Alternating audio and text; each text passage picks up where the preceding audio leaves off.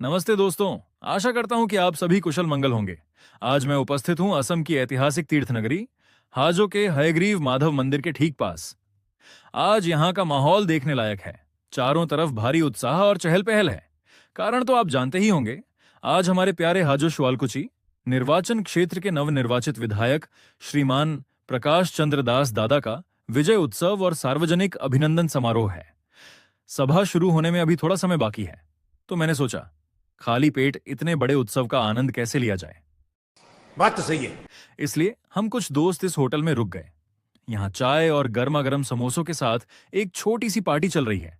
इस तरफ देखिए, जलेबियां कितनी खूबसूरती से छानी जा रही हैं। अच्छा, हमको सिखा रिया है। अच्छा। देखकर ही मुंह में पानी आ जाए, है ना। हमारे साथ हमारे सबके प्यारे दुल्लूदा भी हैं। दुल्लूदा शायद जलेबियों से ज्यादा सभा की शोभा यात्रा को लेकर चिंतित हैं। क्या बात है सर, क्या बात है सर। चलिए, अब हम पैदल उस जगह की ओर जा रहे हैं जहां से विशाल शोभा यात्रा शुरू होगी। आखिरकार हम मुख्य स्थल मेन पॉइंट पर पहुंच ही गए। एक बार लोगों की भीड़ तो देखिए। कैमरा जिस तरफ भी घुमा रहा हूं, बस लोग ही लोग नजर आ रहे हैं। यही हमारे विधायक जी के प्रति माताओं, बहनों और जनता का अभूतपूर्व प्यार है। हाजो के कोने कोने से लोग आज केवल प्रकाश दादा को शुभकामनाएं देने के लिए निकल पड़े हैं।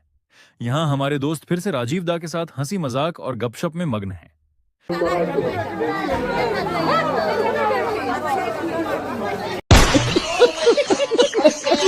कार्यक्रम शुरू हो चुका है।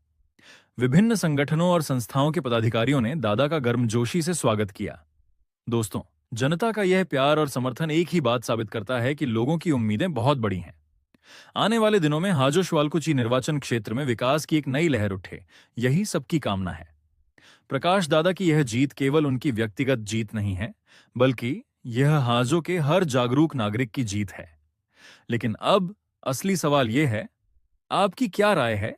क्या प्रकाश दादा हाजो शुआलकुची को असम के भीतर एक आदर्श क्षेत्र के रूप में विकसित कर पाएंगे, या उनके सामने कुछ कठिन चुनौतियां खड़िड्डी हैं?